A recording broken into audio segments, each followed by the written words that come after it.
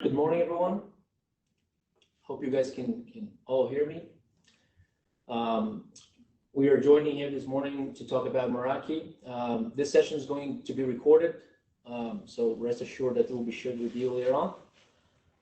We'll have a quick Q&A session at the end, in case we have time. Hopefully we will, so that we may answer your questions that pop up during the session. So we're here to talk today about Meraki architecture, a technical update on what's new. It's Chris Stewart who's here with me. Hi, Chris, everyone. yeah. Chris is, of course, another engineer here. We're both Meraki SEs here at Comstor. And we're basically here to talk to you about SD-WAN updates. There's an exciting new MX licensing that was announced recently. And we're also talking about security updates. Cisco's releasing a new feature called adaptive policy, and that's quite exciting. So we're going to dive right in. So I'll pass over to you, Chris. Thanks very much, Andre. So what I thought we'd do is just quickly look at the numbers. Now, these numbers are taken from May this year, so they're very recent, only about a month old. So just one of the things I want to point out here is 560,000 active dashboard users every month. So the scalability of the Meraki platform is huge. One of the things that I have been asked on a number of occasions, both from customers and resellers, is can the Meraki scale out the network to a reasonably large size customer? Well, we've got a customer here with 200,000 plus single devices. So can it scale out that? Well, that's not really a problem. We talk about investments in quality. So just to give you some idea of the scalability of the Meraki cloud, investments in quality. So what this graph shows us is the number of Meraki customers and devices which has grown hugely over the last few years. Both in New Zealand and overseas, but the number of UI and API support cases, that's bugs and confusing UI cases, has remained static, which in real terms means that it's actually reduced over that time. And also the number of licensing cases has also actually reduced, even though the number of devices increased. What this really means is an actual improvement in the overall quality across the Meraki devices and cloud platforms. So what this allows customers to do is to spend less time logging tickets, and it means that customers can basically manage larger networks with fewer people. And I think that's something that really appeals, especially to managed service providers. Investments in quality. So looking at the bug cases, with a significant increase in the number of devices and customers, as we mentioned before, there's actually a constant reduction in the number of bugs. So this is because that behind the scenes, Cisco is doing a lot of work behind the scenes to make sure that the platform is really, really stable so that customers get a better experience. So per device licensing. So some of you probably already know about this, but it's been brought out just recently. And I just want to point out what the real difference here is. So if you have a customer today who has 5 access points with 1 year of license per access point, and then they add another 5 access points with 3 years license per access point. So what you get is you get a total of 20 years of licensing, and you've got 10 access points. Now on the co-term licensing model, they would all run out in 2 years' time. So you've got 20 years, 10 access points. On the per device licensing, you would the first 5 access points would run out in a year, and the second 5 would run out in 3 years. So that's kind of the fundamental difference. So why has Meraki introduced this? Well, one of the reasons I introduced this is because so many customers kept asking for it, and Meraki does listen. The other reason is they really want to get more flexibility into the way the licenses were managed for people, so that people could manage multiple networks or multiple organizations more effectively with the per device licensing. And a good example of this, say you have a customer who has a whole lot of franchises up and down the country. Now, each of the franchises wants to be billed separately. They don't want to buy an AP with a license and have that license put into a pool for everyone else or the other franchises, and then you have to apply some sort of mathematical equation to try and work out how much their bill has gone up, etc. This way, you can actually, they buy a device, a switch or an AP or something, they put it into that site, and that license is theirs. They pay for the whole thing. It runs out when it runs out. Now, the good thing with this is you can purchase license in 1 day increments. So what you could do for a site is you could purchase maybe 20 days for one device, 6 months for another, and so on. So you could actually make it so that for that particular site, all the licenses, just like CoTerm, all run out at the same time, so they get one bill rather than individual bills popping up every now and then for license renewals. So it gives that sort of flexibility. Now, the one thing to remember here is that if you decide to change to a per device licensing, you can't change back again. It is a one-way journey. And just some of the advantages with the CoTerm licensing. So we talked about individual licenses, we've talked about partial renewals, but also one of the really good things here is that you can move licenses between orgs. So if you are an MSP or just a large customer and you have different organizations, maybe for different parts you might have different organizations for, say, a part of your company in Australia and part in New Zealand and so on. It means that as an administrator, you can shift the license between the organizations, whereas with the CoTerm model, you actually have to log a TAP case and get Cisco Meraki to do that for you. The 90-day license activation window is really good. So with CoTerm licensing, you are basically burning time from the day you purchase the license. And if you're doing a large rollout, that's not that great. So with the per device licensing, you've got a 90-day window to activate that license. So if you're doing a large rollout, you can purchase all your access points, all your switches or MXs. You can roll it out over a 2 or 3 month period or whatever, and you don't start burning time on the license until you actually activate it. We talk about, they do mention APIs, so they have APIs for the per device licensing, which means that you can automatically claim, assign, and move licenses without having to do it manually. And there's the individual device shutdown. Now this really applies if you say you're a company, you have a couple of spare switches or access points or whatever that have licenses that have expired, but you want to put them on your network to try something or to do some testing or whatever. The minute you put on your network with a CoTerm licensing, you start getting warnings to say that your whole network is out of licensing, so it will expire. After a 30-day grace period, your network will shut down if you still have that device on your network. With the per device licensing model, it only affects that device. It does not affect the rest of your network. So the worst that would happen is that device gets shut down.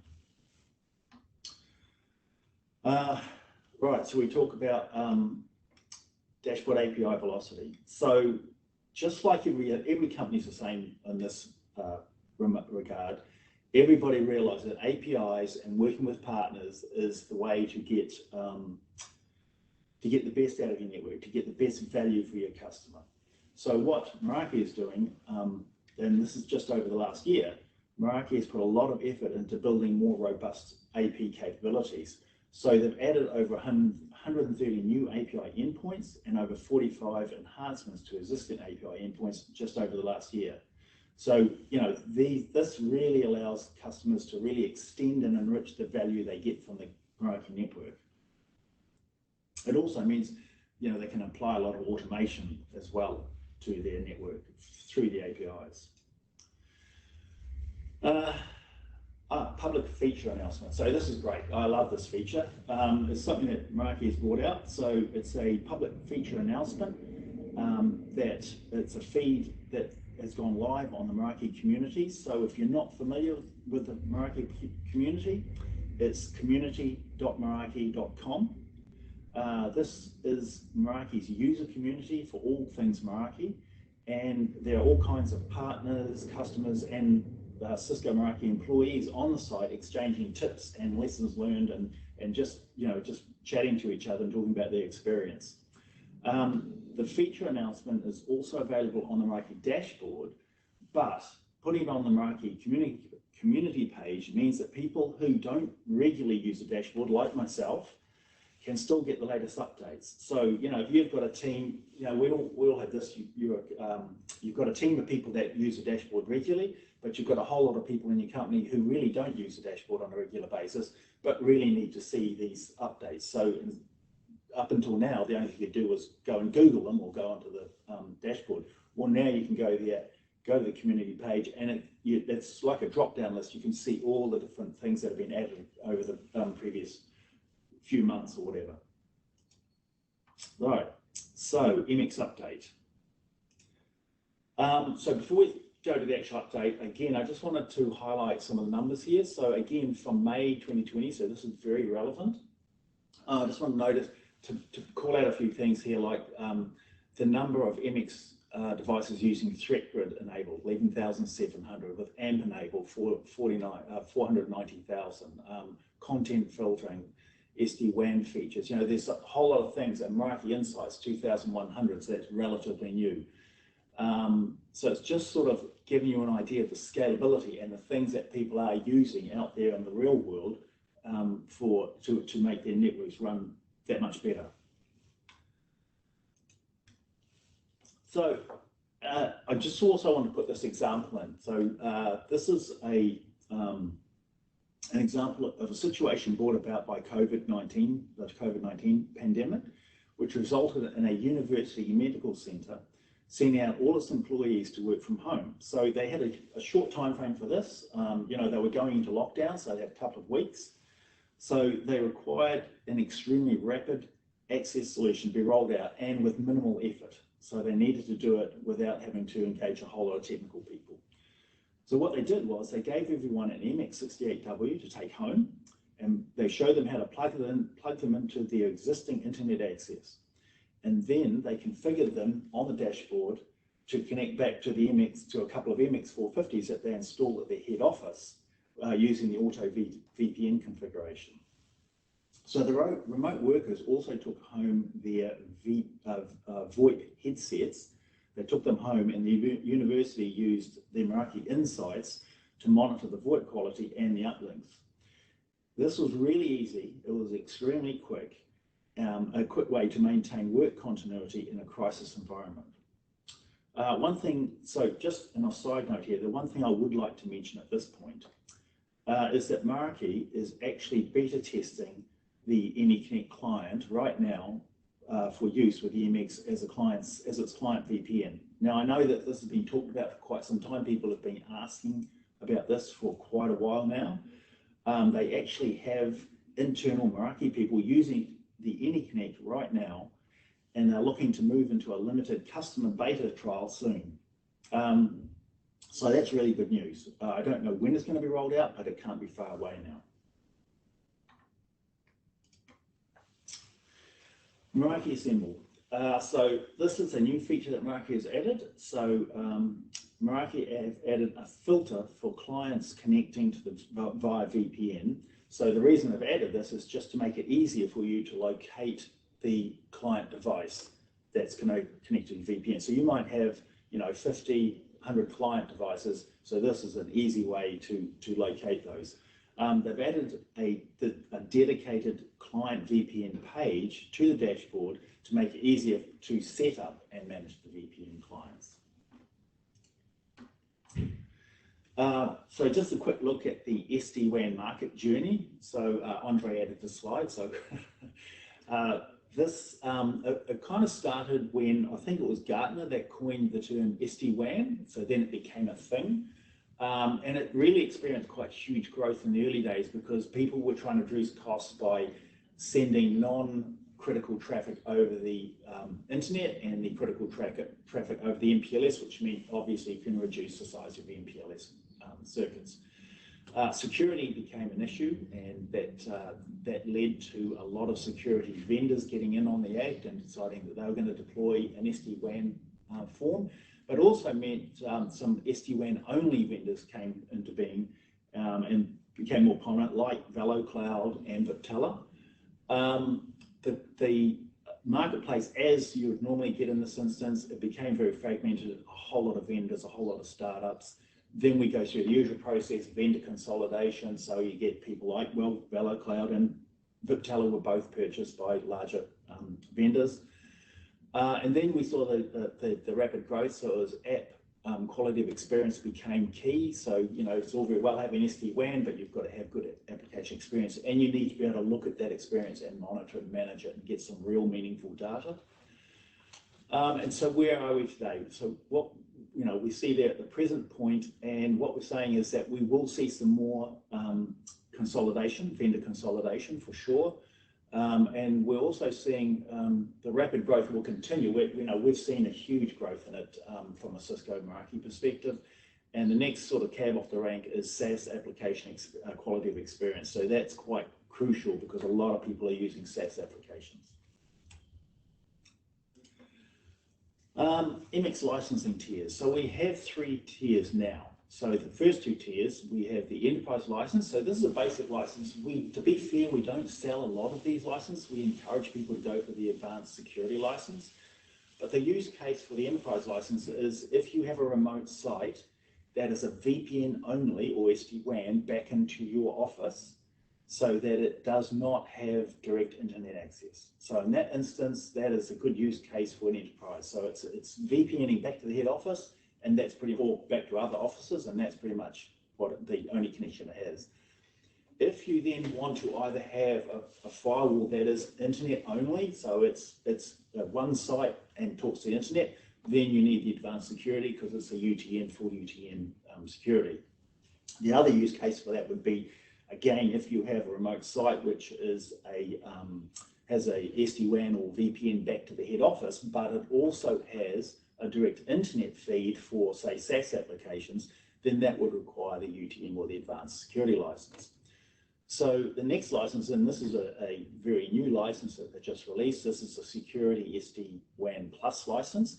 And what this will do is enable a whole lot of new features which are not all here. We have advanced analytics with machine learning, we've got smart SaaS optimization and segmentation. So we'll be talking about those, but those are the features that will be part of that SD-WAN Plus license.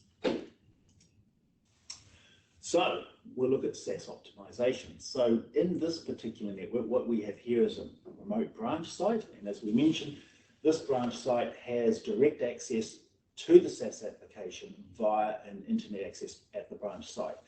It can also access that SaaS application by using the VPN, the auto VPN, to the head office and utilizing the head office's internet access to get to the SaaS application. So it effectively has 2 paths.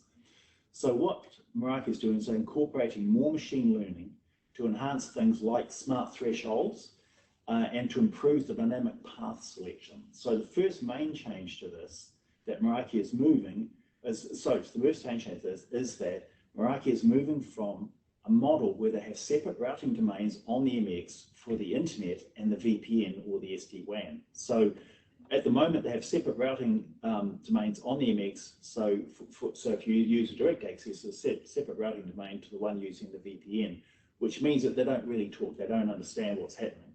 So what they're doing is they're moving this to a single shared routing domain.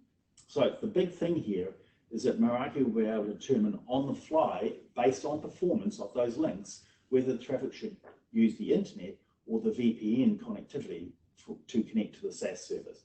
So what that means from a customer's perspective is that you get the best performance accessing that SaaS application. So if your internet access circuit is becoming bogged down, it's getting overloaded, well, it's fine. It measures that and hits the threshold and then goes via the head office. So advanced analytics with machine learning. So Meraki already has application visibility with Meraki Insights.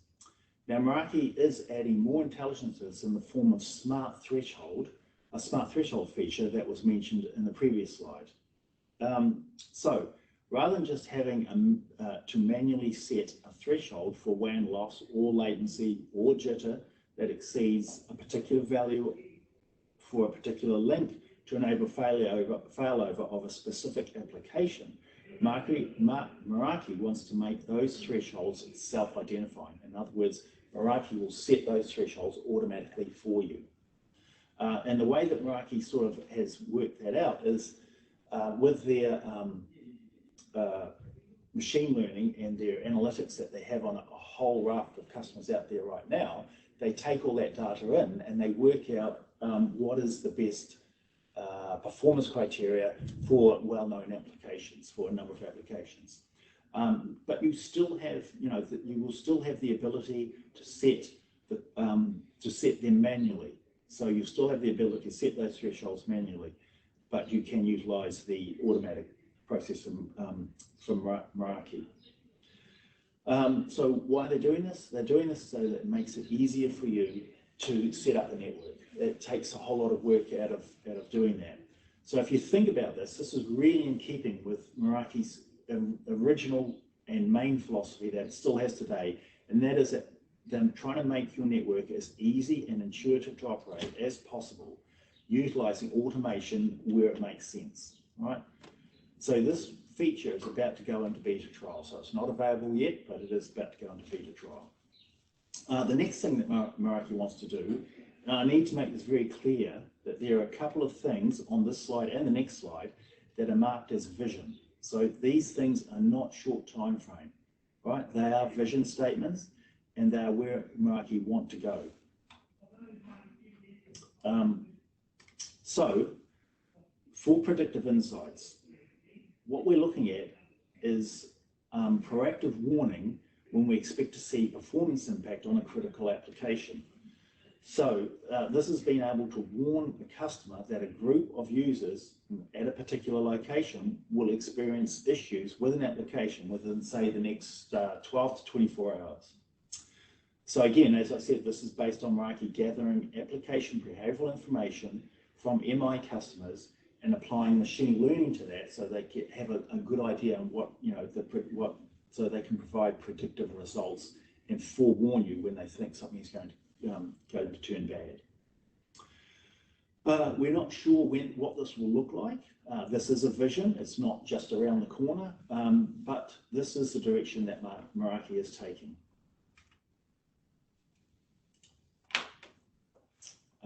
Right. Smart SaaS optimization. So I talked to you before about having,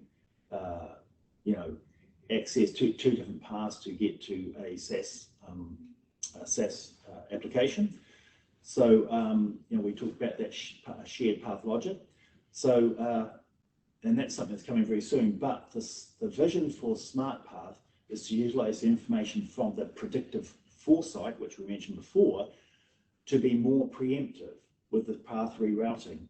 So that way we're trying to give users a more consistent application experience. Again, this is a vision. It's something that Meraki is looking to work on, and we don't have a time frame at this stage.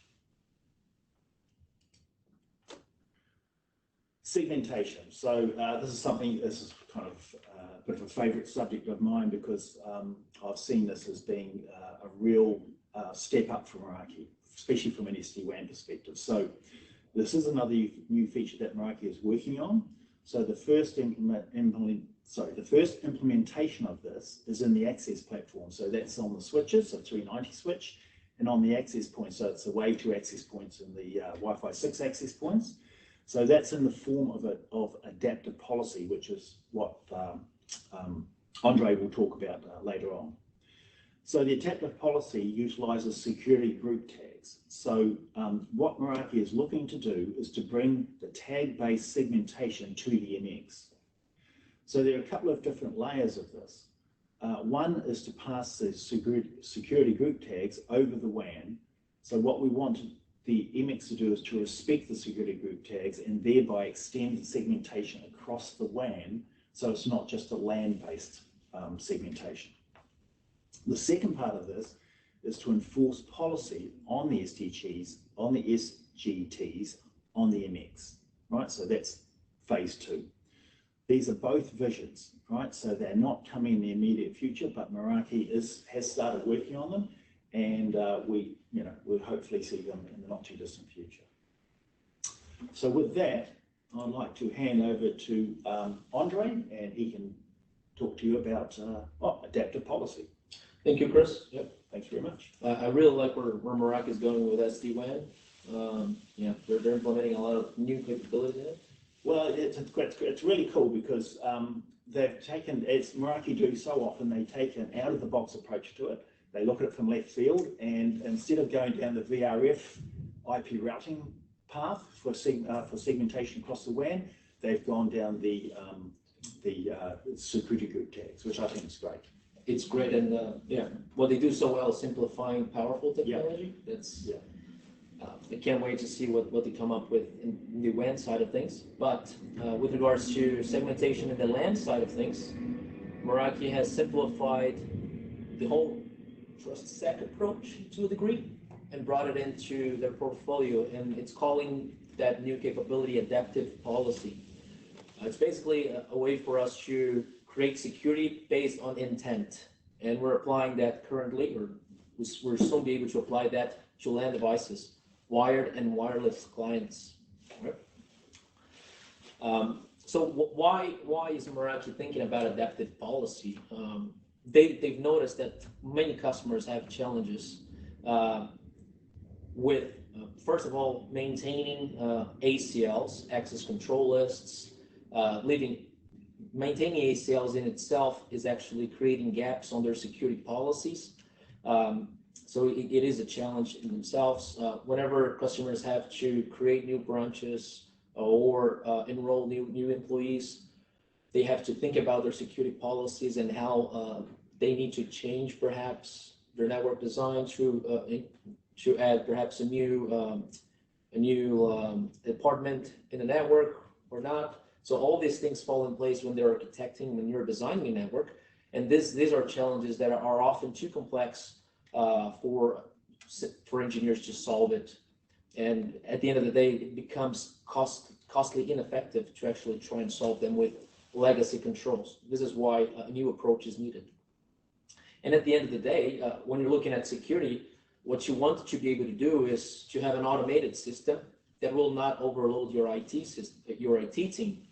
And what does automation mean for security? It means that you would have a policy that it's smart enough to know whenever someone is trying to access an inappropriate file for his level of access, and also ultimately inspecting and verifying that they're connecting from an approved device, and even checking the hygiene of that device. And if that device that they're connecting from is not within our standards, then we should quarantine that device. Now, how do you do that without an automated solution? It would put a lot of burden on the IT teams if you don't have that, and adaptive policy tackles all of that, right? So Meraki is simplifying a way for us to create this dynamic policies in a scalable manner with adaptive policy. And if you think about the challenges, one of the main challenges that I mentioned before is maintaining ACLs. ACLs are basically a list of IP addresses that can either talk or not talk to other IP addresses. Now, this approach was great when it was introduced because we had nothing better. So it was a valid approach back in the days. But no one can deny that it's not the best approach. It's not human. Well, it's not as human as using human language, right? So it's not too intuitive, I would say. So it's a bit of inefficient as well. When you try to manage multiple IP addresses, you have groups that are attached to IP addresses, IP address ranges, and then you have to know what group is attached to what IP address range, and so on and so forth. So it's ineffective in a way that it takes a while for you to position yourself, for you to look at the correct IP address that you're trying to manage, and so on and so forth.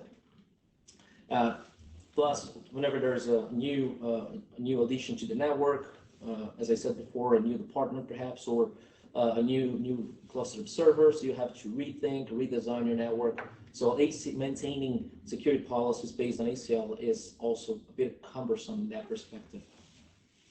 So this in itself is a problem, but when you start to think about users that nowadays have multiple devices, that problem becomes even bigger, right? How do you manage multiple devices, multiple IP addresses attached to the same user, and how you control those access, the access that these users have to our internal systems and even external systems? How do you control them effectively and scale them? you cannot do that. You absolutely can't do that without a new approach to security. And it's at this time that we realize that there was a better way to do that, right? And Cisco's come up with something like that, and Meraki is bringing that into the portfolio. This is what's so good, right? So what would be the solution? What if we could group users, services, and devices? So we would group them all, and we would start then looking at what is the relationship between them, and what devices and what users should effectively talk to what other devices and what users. So if we could group them all, that would make creating policies simpler, right? But it's not just about grouping, it's about grouping and creating policies. So how do we tackle this? Meraki is introducing a new feature called adaptive policy, which is addressing exactly this challenge. And as I said before, it's at first it's looking at LAN access, so wired and wireless clients.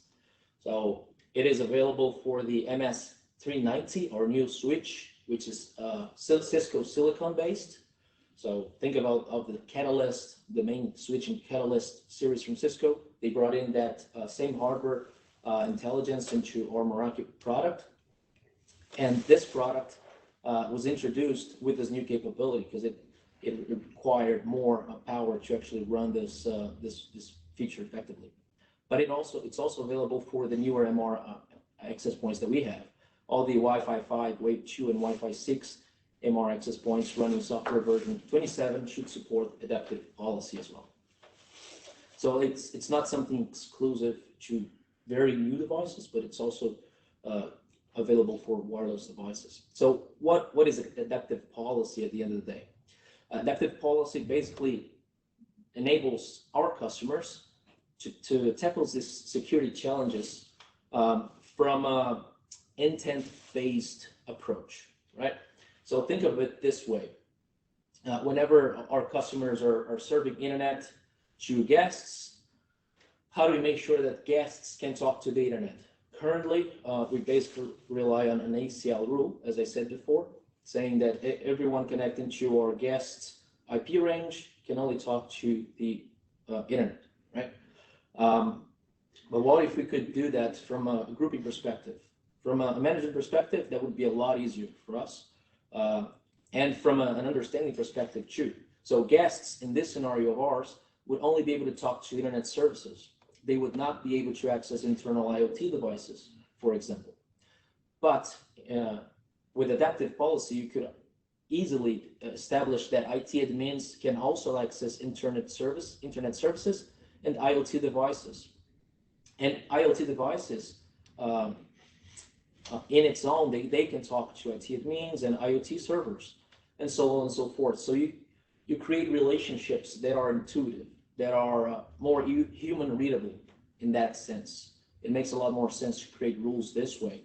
And at the end of the day, it's a lot simpler as well to manage them. If we think about use cases for that and why would the market care for this kind of functionality? Well, think about healthcare customers. They would have nurses that would need to access EMR systems and services. EMR are electrical medical records, for example. So only nurses can access that information, but facilities people, of course, guests wouldn't be able to access that. And it is really easy to see that sort of relationship this way, right? For government customers, you would have a department from DMV able to access the Active Directory server and the building printers, but you would not have the DMV government employees being able to talk to passport agency employees, which are also government employees. So you can also block and effectively limit group and user-to-user access this way as well. So you are segmenting the LAN access this way. From a higher education perspective, you can look at faculty personnel being able to access internal systems like in grade and leveraging the use of BYOD devices, of course, we would recommend using Trusted Access for this, Meraki Trusted Access solution for this.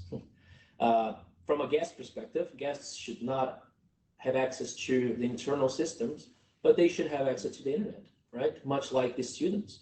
The students should have access to the internet, and they could perhaps use IT-owned devices, which would be the own faculty or college devices. But they should not be able to use BYOD devices on the network. We don't want to expose our network to unknown devices who perhaps do not have their security posture in place, right? From a financing perspective, we oftentimes see bank agencies who will have shared iPads in use for everyone that can access point of sale systems. Imagine that iPad at one stage was being operated by someone who decided to install an unrecognizable software, and that could be either malicious or something, or just something that isn't approved by IT. What we would be able to do at that stage was then to inspect this iPad's compliance according to our policies, and if we deem this iPad non-compliant, we can simply quarantine and unlock, well, basically unblock this device and disconnect it from our network entirely if we wanted to. And this is great because, as I said before, it takes the burden off of IT teams. It's automated, and it would create a larger security posture for a customer while reducing the attack surface for attackers. So why should they choose the adaptive policy, right? I've been listing all these use cases, talking about what adaptive policy is. Basically, if I had to list out some reasons, would be for the future proofing of their network. So we're making sure that the network are fully automated for future to come, so they can grow and scale as much as they want. We are introducing a better security posture and security policy model for them, which are, well, they are a lot better to deploy as well, that are effectively protecting everyone who joins the network at all times. So you wouldn't have to have a period of setting it all up from a management perspective, an IT perspective. And at the end of the day, it would reduce operational costs, right? Because you would have a lot less time configuring and troubleshooting security posture on your customer's environment. So it is IP and topology agnostic, right? What this means for us and for our customers, it means that they don't have to re-architect or redesign their network entirely whenever there's a new system or a new user, a new department, a new branch introduced in their network. So we're defining a policy, and we're decreasing the complexity, leading to fewer errors. We're monitoring and troubleshooting their network with better tools, effectively, and we are creating policies based on intent. And at the end of the day, we're enforcing security at scale with the ability to integrate with Cisco products and Cisco architectures. And this last topic in itself is very important for Meraki, for Meraki customers, because you can see that, well, if you've been working with Meraki and with the IT industry for a while, you would know that customers do like the flexibility and some of the high-end features available on the Cisco portfolio, but they also like the simplicity available on the Meraki appliances and Meraki devices. So what can they do to integrate the best of both worlds? Well, this is yet a new feature that can close the gap between both of them and integrate them even more tightly. So what happens at the end of the day with adaptive policy is that this feature is being introduced with a new switching license called the advanced license for switches. Before, we only had the enterprise license for switches. And what this new advanced switching license enables our customers is effectively the use of adaptive policy. Well, that's the first reason. And the second reason would be full routing. So full routing means switching that is running OSPF for over 1,000 routes. These are the basic two features that are available on the advanced licensing. And at first, it's only available for the new MS390 switch in our portfolio.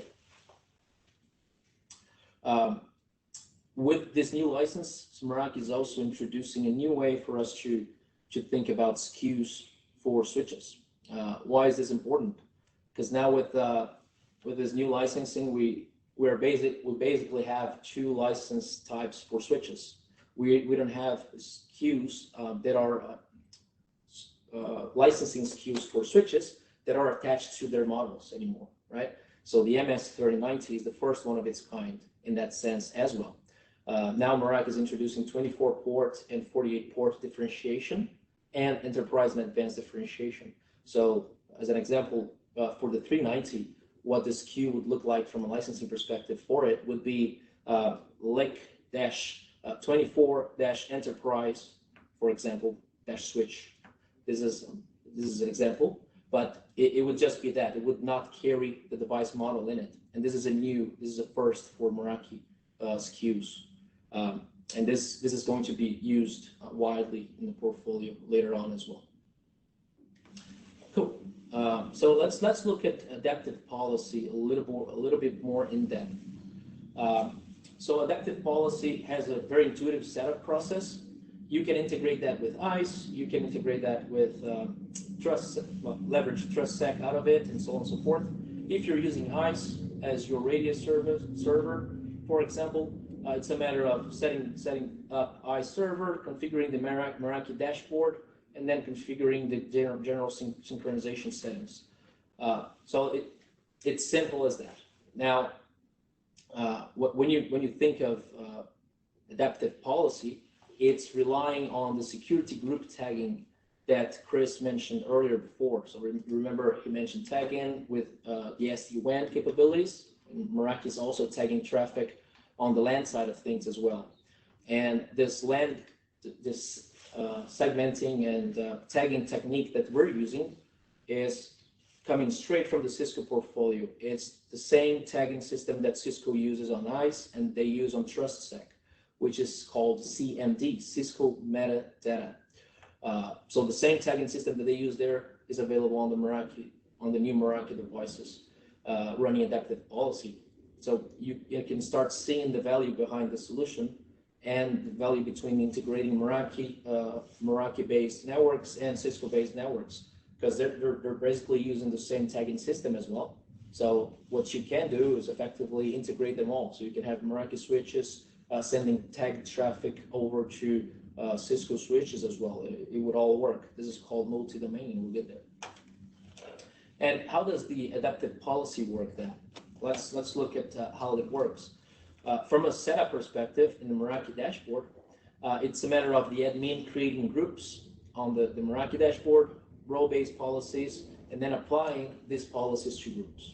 That's the first step. Second step would be the admin tagging the client or the endpoint with this group dashboard. And this tag can either be set up in that client dynamically with a radius server and with ICE, for example, or it can even be tagged statically by leveraging a Meraki switch port, for example.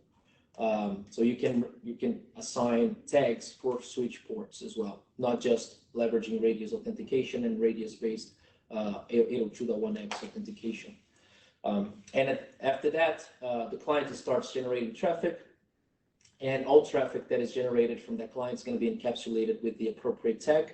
So we're going to add in that IP packet CMD metadata tag in there that's going to state what where that traffic is coming from a client perspective, what network is coming from, and what it's trying to access, basically.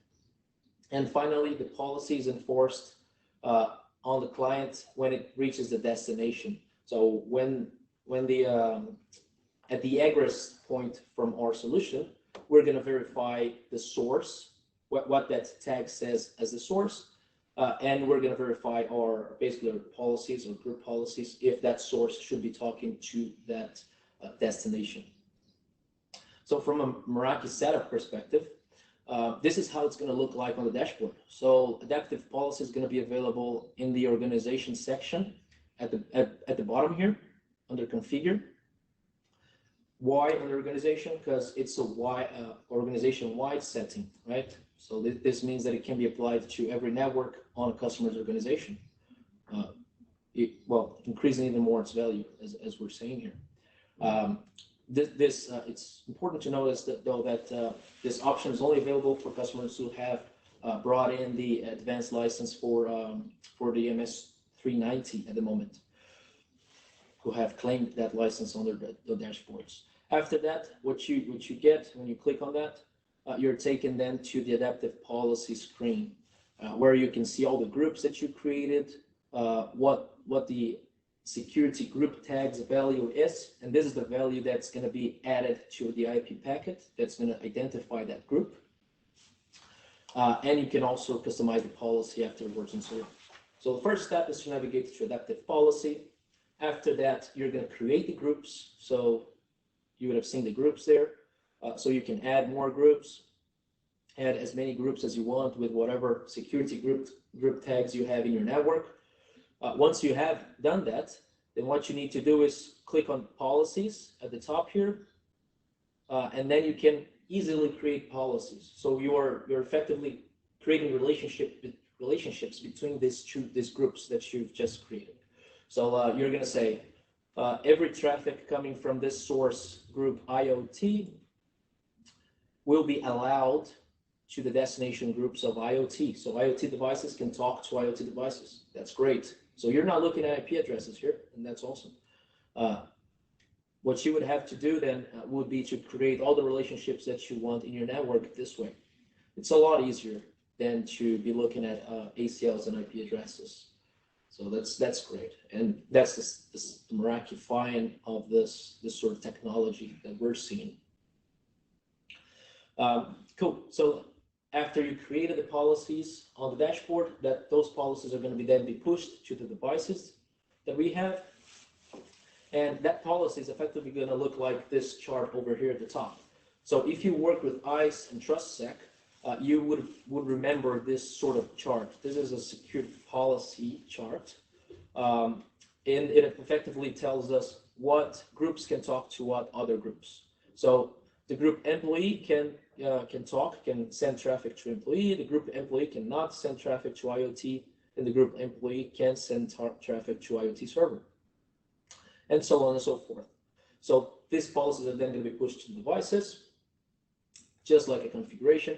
Then the devices, they are going to enforce that at the egress page based on what you decided, either aesthetically, meaning we are mapping the STT map, that chart that we've seen before, to IP addresses, meaning to devices ports and MAC addresses if you're looking at wireless devices, or if you have a radio server, and that's the beauty of this solution, and this is where customers should be seeing the most value out of this, is dynamically assigning this tag to devices based on their identities effectively, not just on ports, which are less reliable than actual identities. But if you're relying then on radios to serve you the identity from users, then it's the best of both worlds. So you have the dynamic assignment being enforced at the egress of your network. And when the user then starts generating traffic, that traffic tag is going to be added to the traffic. So the CMD tag that I mentioned earlier, the Cisco metadata tag, is going to be added to the packet that I said before, and among all the data that it contains, one of the fields is the SDT field, which contains then the value that you established on the groups section of the dashboard. So we're effectively adding that group information within the packet, and we're sending it across, and then whenever that traffic comes through at the egress port, we then verify the group if that traffic should then be allowed or not. What does that look like from a user perspective or from a larger network perspective? Looking at an example here, that would be like this. So the employee, and this is the security group tag chart that we have here, the map that we have. the employee would start sending traffic to, of course, to the network, and it's attempting to communicate with an IoT device. So this employee device, so employee here is trying to connect to an IoT device right here. So we send the traffic. So we send the traffic over here. The traffic then is tagged as SDT tag number 4, because that's what the employee tag is. As you can see here at the end of the name here, employee tag is number 4. This is what we established. We can establish any number that we like. At that stage, the switch knows that this packet should go to this specific port over here. So the switch sends it through across here. At that stage, we then verify the metadata, the CMD encapsulation there, and we verify then that the SDT value for it is 4, meaning this packet is coming from the employee. And we know that then looking at the SDT map, employee cannot talk to something on the SDT group 10, right? So what will happen at that stage is we're going to block it, because this IoT device is actually connected to the 10 SDT value, right? So it's very intuitive in that sense. Looking at another example, the IoT device wants to talk to the IoT server over here. So the IoT device fires up some packets to the access point. So the access point tags this traffic as being part of the IoT device. So it tagged that traffic as 10, as you can see here in my map.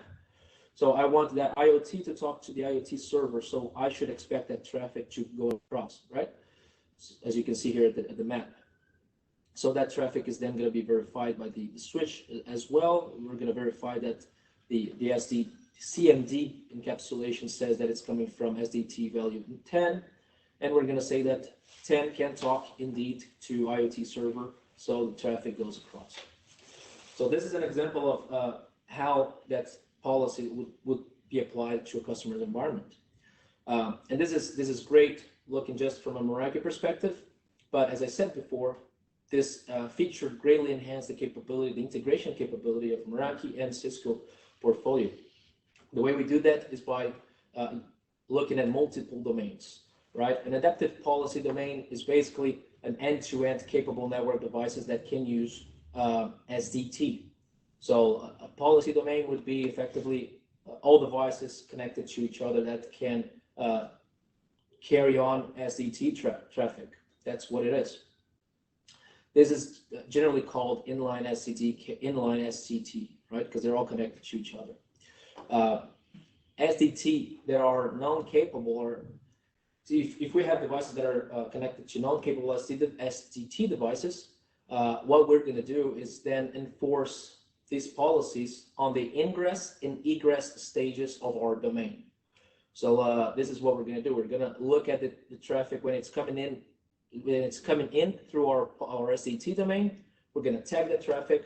We're then going to send it across our domain. And if the other device is at the other end of our domain, we're then going to look at the egress stage, where it came from and where it's going. And if possible, we're going to apply the same policies there.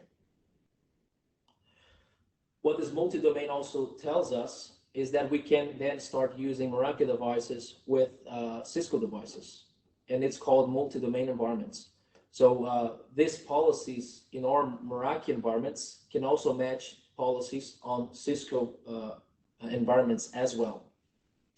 The way Cisco is doing that is by leveraging an open source technology called Policy Sync that's been developed by Cisco themselves.